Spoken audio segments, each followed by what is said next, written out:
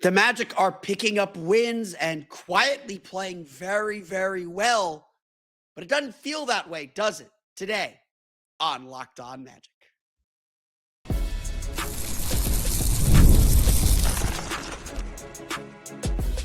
You are Locked On Magic, your daily Orlando Magic podcast, part of the Locked On Podcast Network, your team every day.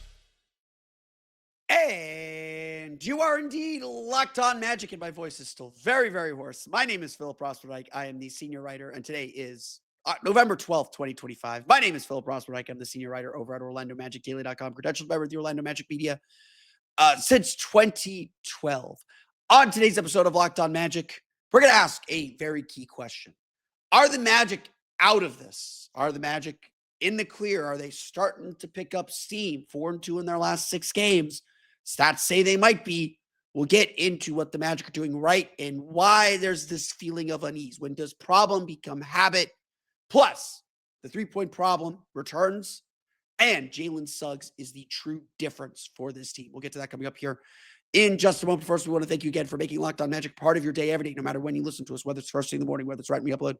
We truly appreciate you. Excuse me. We truly appreciate you making Locked On Magic part of your day every day. You can make Locked On Magic an even bigger part of your day by being one of our Orlando Magic Dailies. That means you're one of our everydayers listening every single day through my terrible, terrible voice cracking that this weird illness that I've had this week is causing me on the weekends for weekend games, plus so much more. Thank you for making us part of your daily podcast. Thank you for making us your first listen today. Thank you for making the Locked On Podcast Network the #1 sports podcast network. It's all part of Locked On Podcast Network, your team every day. Today's episode of Locked On Magic is brought to you by FanDuel. Right now, new customers can bet just $5, and if your bet wins, you'll get $300 in bonus bets to use across the app.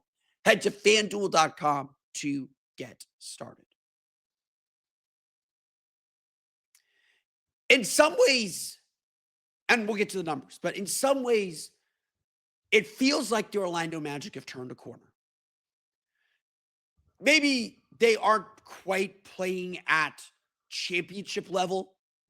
Like, certainly there are pieces to this puzzle that haven't quite clicked into place. And so today's episode, the theme of today's episode is where the Magic are going right and where there's still some trouble spots. Like that's kind of the theme, is which of the two Orlando Magic teams that we've seen this year is real. So far, and we'll get to this, so far the Magic haven't quite put 48 minutes together against a quality opponent. But they got a nice win over the Celtics. They've taken care of some bad teams they need to take care of. And they scored a buzzer-beating win over the Portland Trail Blazers, again, 500 team at the moment, but a very good young team. We will learn a lot tonight, Wednesday night, against the New York Knicks, one of the best teams in the league, undefeated at home at Madison Square Garden, all of their wins at Madison Square Garden. One of the best offenses in the league early in the season, one of the best, a very solid defense. I would say one of the best defenses, a very solid defense. We are going to learn a lot tonight. Tonight is a big game, not because it's on national TV, but it's a game to tell us, okay, the Magic are in a better place right now than they were 2 weeks ago, than they were last week. They're in a better place to begin growing and building and continue to make progress. Monday was a great night for that too. Don't get me wrong. Monday, that win over the Blazers was really good. And if we stop the game at 2:32 left, 45 and a half minutes into the game, the Magic are up 9. They had their best defensive quarter probably that they've had. That wasn't against the Washington Wizards the entire season, holding the Blazers to 20 points in the third quarter, 86 offensive rating, I believe, in that quarter. The Magic did everything right. To that point, with 2:32 left, up 110-101, the Magic had held the Blazers to a 111 offensive rating, 111 defensive rating. Not elite by any means. Granted, it's not quite the standard that the Magic have set for themselves, but they had a 9-point lead. They should have been able to coast to the end. That game Monday, and I was prepared to write this. I think we were all prepared to say, okay, exhale a little bit. Every win right now feels like it allows you to exhale. But exhale a little bit the Magic are finding themselves, and more importantly, they're winning while they're finding themselves. And we'll get to some of the ways that they've already found themselves in a minute. And then those final 2.5 minutes happened. And we saw all these flaws creep back in. A charge from Desmond Bane, another turnover as well in there. Some rush shots. Anthony Black missing at the rim. Anthony Black missing a dunk. Paolo Banchero settling for jumpers. The missed free throws. Giving up threes to Denny Avdia. Fouling, letting Portland get free points at the line. The Blazers went on an 11-0 run to take the lead in that game.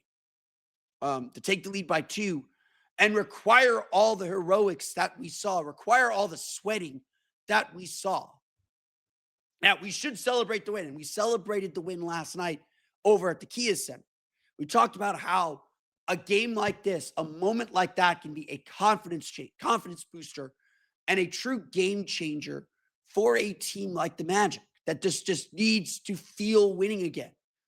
So much of the problems that we've seen, it frankly feels like the team pressing. When they get kind of pushed and shoved a little bit, they get tight. They don't execute as well. They don't trust what they're doing. They don't trust each other. Again, that's not to say there's, rumor and innuendo out there, but it's not to say that there's problems, but they have to rebuild this sort of confidence. And so running a play, executing it, getting a game-winning shot, getting to mob each other on the floor, getting to feel that joy again, that can be a turning point thing. We won't know until Wednesday night. We won't know till the next day. Momentum is the next day's pitcher. But for 3.5 quarters, for 3 3/4, for 45 of the 48 minutes, the Magic did the job. They won their minutes. They were winning. They were coasting to the end. They were defending at least closer to a level that they want to defend at. Even though they were missing threes, they didn't let that affect their defense. They didn't let that affect their offense. They found a way to keep the pressure on. And like I've said all year, the Magic's offense, for as clunky and as bad as it looks at time, is so much better than it was last year. They're not dead last in the league in offensive rating. They're not even dead last in the league at three-point shooting. They shoot 33% from three for the season. They're like 25th, 26th. It's not good. Don't get me wrong. I'm not satisfied. We'll get to three-point shooting in a bit. But they're better. And so the question is this habit or is this not? What is real? But we saw the Magic struggle through the first 5 games of the season. At 1-4, the Magic had a 109.4 offensive rating, 118.3 defensive rating. They were bottom 5 in the league in net rating at -8.9. A couple big blowouts in there. They had a 16.7% turnover rate, which was 24th in the league. The Magic were in trouble through those first 5 games. We rang the alarms and had this crisis talk. Well, in the last 6, for whatever it's worth, the Magic are 9th in the league in net rating, plus 7.8. They are, ready for this, we're going to start defense. They're 9th in the league in defensive rating, 110.5. Pretty good. We'll take 110.5. It's not the elite level they were at last year and not the elite level they're used to, but in the right direction. Turnover rate. Still turning the ball over a lot of 22nd, 15.8%, but improved. Not 17 turns for 27 points, but still something to work on. But since October 30th, these last 6 games, the big stat, the Orlando Magic are 10th in offensive rating, 118.3 points per 100 possessions. Certainly 6 games is a small enough sample to say that is boosted by a really strong offensive effort against Charlotte and a really strong offensive effort against Washington, as well as a really good offensive effort against the Celtics on Friday. Does this mean the Magic have turned a corner? Does this mean that the Magic are moving in the right direction? Absolutely. It doesn't matter the opponent. The Magic's losses in that stretch to the Celtics and to the Hawks, like the Hawks was a bad loss. They took that one on the chin. They weren't ready to play, but end of a road trip, I'm not freaking out. Loss to the Celtics, turnovers are still an issue. And so, as has been the case throughout the season, again, I'll grant you the Atlanta loss, the second Atlanta loss. I'll grant you the Detroit loss. Besides those 2 losses, it feels like the Magic beat themselves with turnovers, with these silly mistakes like missing free throws at key times like they did Monday night. And so, while yes, the stats and the numbers and the vibes would say that the Magic are at least holding the ship steady. 4-2, they could easily be 3-3. They're a Desmond Bain 3-pointer away from being 3-3. They're a Paolo Banchero steal away from being 3-3. Credit to Anthony Black on that play as well, by the way. So yes, there's a reason why there's still this feeling of unease. This feeling of, I don't know. Like, I don't know if I can believe this, if I can buy into this. And that's fair because there's still a lot of bad habits to correct. The Magic are better now. The frustration, though, has not subsided. And so the question now is, can the Magic put their bad habits to rest? Can they keep reducing their turnovers like they did Monday? Is that something that's going to stick? Can they defend consistently as they continue to learn to play together like they did for most of the night on Monday, like they did most of the night against Boston? Both games, frankly. That is the question. And I don't think we have the answers. I don't think the Magic are as bad as they were the last 5 games or the first 5 games. I don't think the Magic are playing quite as well as their numbers would suggest for the last 6. But I also know the Magic can play a lot better. And the question is, are they going to deliver on that promise? A big part of that equation, though, is still three-point shooting. Let's dive into some three-point numbers where the Magic get their three-point shots and why there's still a lot of room for growth. We'll get to that coming up here in just a moment. But first, today's episode of Locked On Magic is brought to you by our friends over at FanDuel. The NBA is back, and there is no better place to get in on the action than FanDuel, the official sports betting partner of the NBA. Even if you missed the start of the game or want to ride the hot hand, FanDuel has live bets on everything from who will score next to fourth quarter comebacks. Plus, you can even combine your live bets into a same-game parlay for a shot at a bigger payout. It keeps every game exciting, especially when your team is making that late push. The Magic will be trying to make a late push because for the first time this season, for the first time in the 2025-2026 season, the Orlando Magic are underdogs, 4.5-point dogs to the New York Knicks on Wednesday in that nationally televised game on ESPN. Can the Magic score a humongous win? We're going to learn a lot about this team on Wednesday night. Right now, FanDuel is giving new customers $300 in bonus bets when your first $5 bet wins. So head to FanDuel.com to sign up and play your game with FanDuel, the official sports betting partner of the NBA. Today's episode of Locked On Magic is also brought to you by our friends over at Built. If I can find their thing, I don't think we have one. Sponsored by our friends over at Built. Nobody likes paying rent, but if you must, you might as well get something for it. That's where Built comes in. Built is changing the game by turning your rent payment into real rewards you can actually use. When you pay rent through Built, you earn flexible points that can be redeemed toward hundreds of hotels and airlines, a future rent payment, your next Lyft ride, and more. But Built isn't just about rent. It's about rewarding you around your entire neighborhood. Whether you're grabbing food at your local restaurant, favorite local restaurant, or heading to the gym, you're still earning rewards because Built can be used anywhere. Built has made everyday life feel more rewarding from your neighborhood to your travel plan. So turn your rent into rewards and start earning points around your neighborhood by going to joinbuilt.com/LockedOnNBA. That's joinbuilt, joinbilt.com/LockedOnNBA. Make sure to use that link so they know we sent you again. That's joinbuilt.com/LockedOnNBA.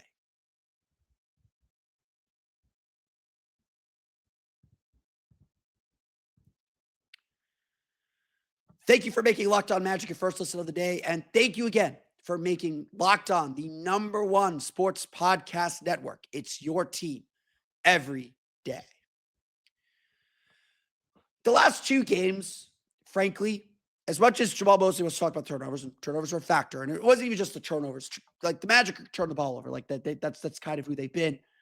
It was that those turnovers led to points, and they gave up a lot of points off those turnovers. Those extra possessions, you hurt them. But really, even Sunday's game came down to 3-point shooting. Like, the turnovers don't hurt as much if you're making shots. And that seems to be still the big kind of scuttlebutt for the Magic. Great word. That still seems to be the thing that the Magic can't get over. Back in 2024, I talked a lot about 3-point math. I talked a lot about how the Magic weren't taking enough threes to even give themselves a chance. Because it's not a problem if you don't take a lot of threes. The Denver Nuggets don't take that many threes. They take about the same number of attempts as the Magic. The problem is when you take so few threes and you don't make them, then you're not going anywhere. The 3-point weapon is such a vital weapon. It's such a vital thing. You've got to be able to keep up. And if a team makes a ton of threes and you don't, you are in trouble. The Portland Trailblazers, I think, made 13 threes. The Magic made 7. How did Portland erase that 9-point deficit? 2 Denny Avdia threes. And the Magic weren't able to answer. I did look this up after the game. The Magic were 2 for 14, I believe. Let me double check that. I do have these numbers. The Magic were 2 for 14 on wide open threes, where the closest defender is 6+ feet away on 30 attempts. First off, that's not enough in 30 attempts, but we'll get to that in a minute. The Magic can generate good looks, but there's still this problem where even the good looks they get, no matter who's taking them, I don't care if it's Jonathan Isaac, yeah, they're going to leave him open.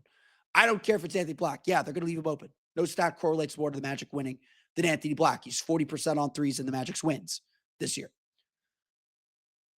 Or at least entering Monday he was. He did not shoot the ball particularly well on Monday. So correlates, not causes. Of course, they're going to leave those guys open. But you still need to step into those shots and make them. The Magic right now, yes, Desmond Bane's struggling to shoot. And the Magic are struggling to get him attempts. The Magic are taking fewer threes this year, about 30 per game, 31 per game. And that brings us back, and they're near the bottom of the league in attempts. This team knows they're not a jump shooting team. They're trying to attack the basket. They're trying to, even Desmond Bane, he knows that guys are coming out to challenge him at 3-point line. He is making the right plays. Like, there are shots he is passing up, and the Magic need to work harder to get him open threes or get him just 3-point attempts and looks. But defenses are still swarming him, and he's making things happen. He's making the right play most of the time. But the Magic got to get threes, and they got to make threes to make their driving work, to give their guys space. Teams are just loading up the box. They're just loading up the paint still, daring the Magic to shoot. Now, Orlando is doing a lot of things decently offensively. They're 9th in the league with 52.5 points per game in the paint. First in the league with a 38.5% free throw rate. They get to the line a ton. They're 9th in the league with 20.5 field goal attempts per game in the restricted area. Middle of the league in terms of makes at 66.9% on those shots. They got to make more of those, but they're getting really good looks at the basket. They're among the best teams at getting to the paint, and again, forcing their way to the line. But none of that matters if you don't have a threat of 3-point shooting. The Magic don't even have to be good. They just have to be average. They have to be good enough. Desmond Bane, of course, is shooting 27.7% on just 4.3 3-point attempts per game.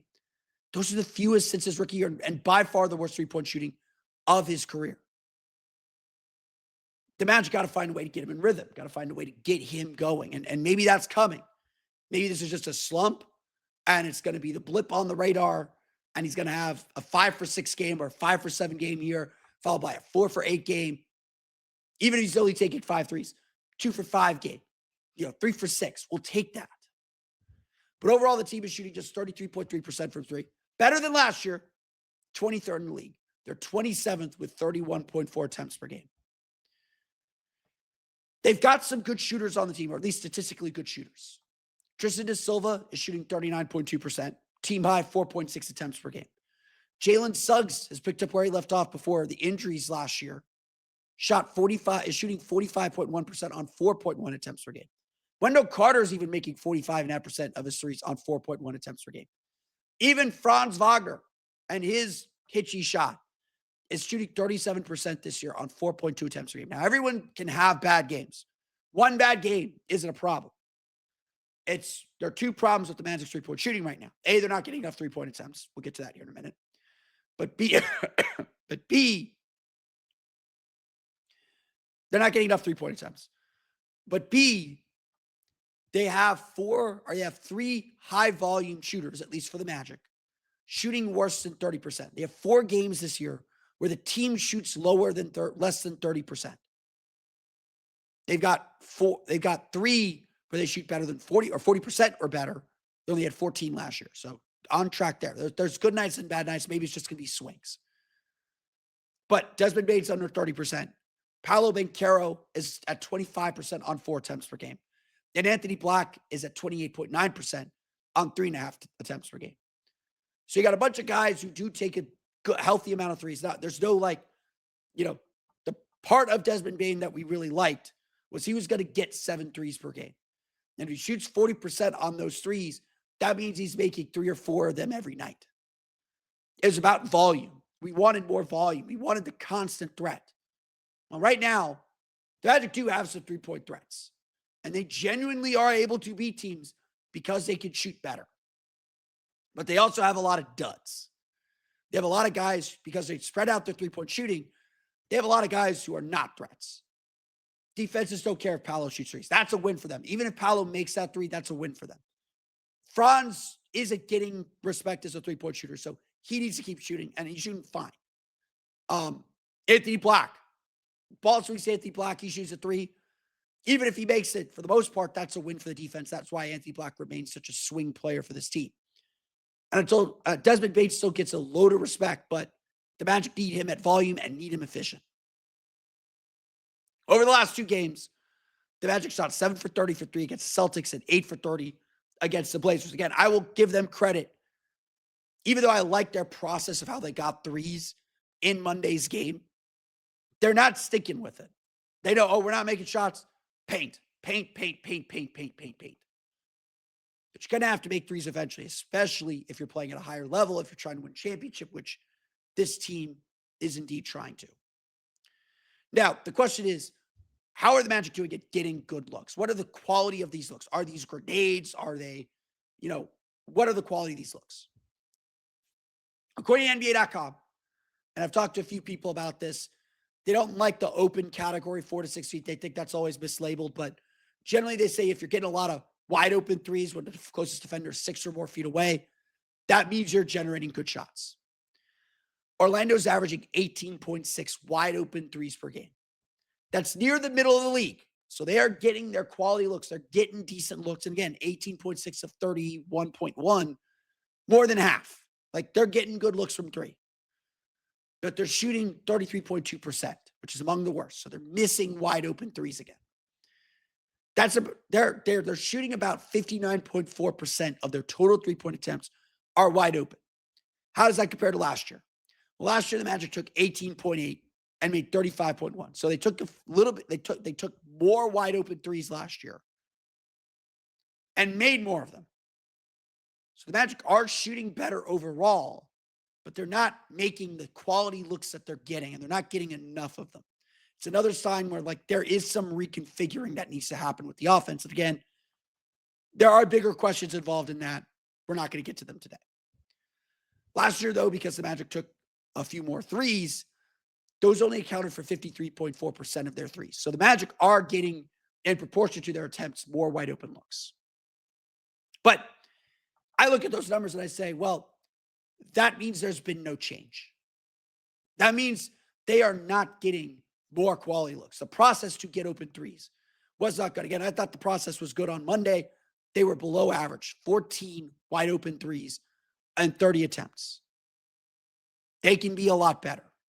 And it's just another sign of how Well, the offense is improved, and there are things that they're better at, and there are things that a guy like Desmond Bane was meant to fix. There is still a lot of work to do. The good news is the Magic have a secret power. A secret power. We're going to talk about the Jalen Suggs effect coming up here in just a moment. But first, today's episode of Locked On Magic is brought to you by our friends over at Mint Mobile. If you're still overpaying for wireless, it's time to say yes to saying no. At Mint Mobile, their favorite word is no.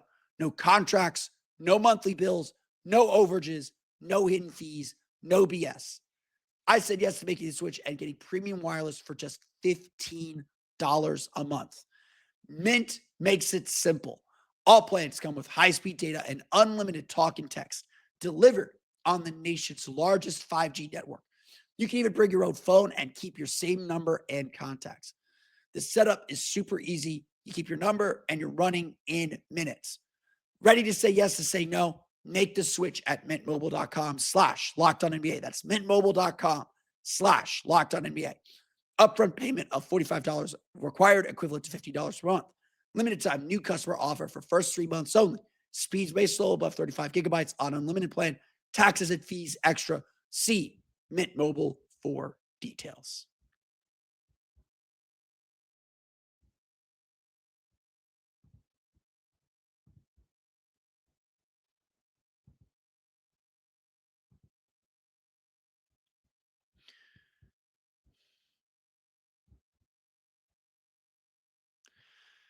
The Orlando Magic have a secret weapon, though. They have a secret weapon that is allowing them to be competitive, that should be giving everybody loads of hope and loads of belief in what this team is going to be able to do. And quite simply, that weapon is Jalen Suggs. Now, Jalen Suggs is not having the most impressive statistical season. Not by a long shot. He's averaging 12.1 points per game, career high 4.4 assists per game, shooting 45.5% from three, as I mentioned earlier, on 4.1 3-point attempts. It's been solid. And the good news, too, is Jalen Suggs' minutes are starting to bump up. He's still playing only about 5 minutes at a time. But he went from a season high of 20-50 to 28-39 in Sunday's game. 20 points, 8 rebounds, 4 assists, made 6 of 8 field goals and 2 of 4 3-pointers. In a game the Magic lost by, I think, 4. The Magic had a plus 21 with Suggs on the floor. And this is something that is repeating over and over and over and over again. With Jalen Suggs on the floor, the Magic have a plus 17.8 net rating. By far the highest mark on the team. Now, obviously, like Suggs has missed some games here and there, but he missed some wins too. He missed the Charlotte game. The Magic are 2-1 in the games. Jalen Suggs sits out on the second night of back-to-backs. So it's not like, the Magic are winning some of those games, but Suggs' minutes have been incredible. Again, the Magic have a 17.8 net rating with Suggs on the floor, with a more than respectable 119.7 offensive rating and an elite 101.9 defensive rating. Essentially, the Magic are the team we all thought they could be when Jalen Suggs is on the floor. And obviously, like a huge test Wednesday against the New York Knicks. When you look at kind of even individual players, like just look at individual players. When Franz Wagner and Jalen Suggs are on the floor together, the Magic have a plus 14.7 net rating, 122.6 offensive, 107.7 defensive rating. When Wagner's on the floor without Suggs, it's minus 13.3. 107 offensive rating, 120.2 defensive rating. Same thing happens with Paolo Banchero. Magic have a plus 20 net rating with Banchero and Suggs on the floor together, 124.5 and 104.5. They are minus 5.3. This was entering Monday's game, by the way. 113.2, 118.5 with Suggs off the floor and Banchero on the floor. Now, a big part of that is the starting lineup. The Orlando Magic starting lineup of Paolo Banchero, Desmond Bane, Franz Wagner, Jalen Suggs, Wendell Carter, has a plus 20.3 net rating, a 123.6 offensive rating, 103.3 defensive rating in 93 minutes. That is now the third best lineup in the league, or third best net rating in the league for all lineups that have played at least 75 possessions together, at least entering Tuesday's games. Entering Sunday's game, or entering Monday's game, excuse me. So I don't have the stats for Monday included here. The starting group with Anthony Black has a minus 1.6 net rating, 110.1 offensive rating, terrible, and 111.8 defensive rating, decent. In 64 minutes, again, does not include Monday's game. Jalen Suggs, when the Magic on Sunday started the game 21-9 before they started subbing guys out. And that's when Boston climbed back into the game. The Celtics outscored the Magic 12-5 before Suggs came in late in the first quarter. Overall, on Sunday at least, the Magic starting lineup outscored the Celtics by 17 points in 17 and a half minutes. Again, this is a game the Magic lost by 4. The Magic do have something working, and that something is Jalen Suggs. Whether it's just vibes, whether it's just intensity, whether it's just he fills in these gaps defensively. They have just no one who can copy, and they don't. They have no one who can copy what he does to disrupt guards defensively. Whether it's just actual cohesion. That lineup just makes sense. Suggs can shoot. Franz can shoot. Bane's still a threat to shoot. Carter could shoot. It might be the only lineup with 4 shooters on the floor at the same time, at least by the numbers. Maybe Franz isn't considered a shooter yet, but he's making a pay. It's the only lineup the Magic might have with 4 quality shooters on the floor. That might be a sign of something. I don't know. But it works. And the Magic have to find a way to make their rotations work and find lineups that work to supplement it, because you can't play that lineup 48 minutes. But the Magic starting 5 feels like a secret weapon. And Jalen Suggs feels like this trap that they spring on everybody. Because right now, yes, he's on a minute restriction. He's just playing all out for 4 or 5 minutes. And sometimes that can be good. Sometimes that can be bad. He's committing a lot of turnovers, a lot of silly turnovers. He's kind of all over the place at times. But when he's under control and he's executing, this Magic group's been unstoppable. And Jalen Suggs makes a clear difference in the intention and the attitude and the energy of this team. Now, obviously, the Magic know this is a marathon. I saw a lot of people ask, Jalen Suggs had it going. Why did the Magic take him out early in the fourth quarter? And people asked me in real time. I was like, guys, he's playing 4 to 5 minute spurts. They need to save him for the last 5 minutes. So you take him out now and you don't have a problem. Again, playoffs, he's playing. They're keeping him in. They're not doing that. In October and November, you got to think about the big picture. The Magic clearly are, because they expect to be in the playoffs. Again, if they keep winning 4 out of 6 like they're winning 4 out of 6, they're going to climb the standings. It's inevitable. And so Jalen Suggs has made a big difference. And I know the Magic won one day without him. But if the Magic want to beat the Knicks, if they want to beat the Sixers in a couple of weeks, if they want to beat the Rockets on Sunday, if they want to beat the Warriors and the Clippers next week, if they want to beat the Pistons and get to the NBA Cup knockout rounds, they're going to need a lot of Jalen Suggs. And so far, it's clear that he has delivered. It's one of the big positives of this season, one of the glimmers of hope that this Magic team has. But as you can tell, my voice is tapping out and yelling at me as I'm trying to yell at you. So I want to thank you again for making Locked On Magic part of your day every day. I want to thank you for listening to today's episode of Locked On Magic. You, of course, find me on Twitter at PhilipRR_OMD and on Blue Sky at PhilipRR. You can subscribe to the podcast on Apple Podcasts, Stitcher, TuneIn, enable Google Play, Spotify, Odyssey, and all the formats to download podcasts to your podcast-enabled listening device. You can follow us on YouTube as well. Just search for Locked On Magic. For the latest on the Orlando Magic, be sure to check out OrlandoMagicDaily.com. You can find us on Twitter at OMagicDaily. And for even more Orlando Magic content, be sure to check out my Patreon page, Orlando Magic Hub, at patreon.com/Orlando Magic Hub.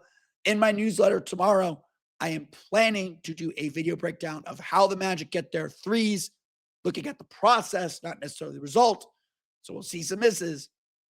We'll talk about how the Magic are generating open three-point looks, particularly in the corners.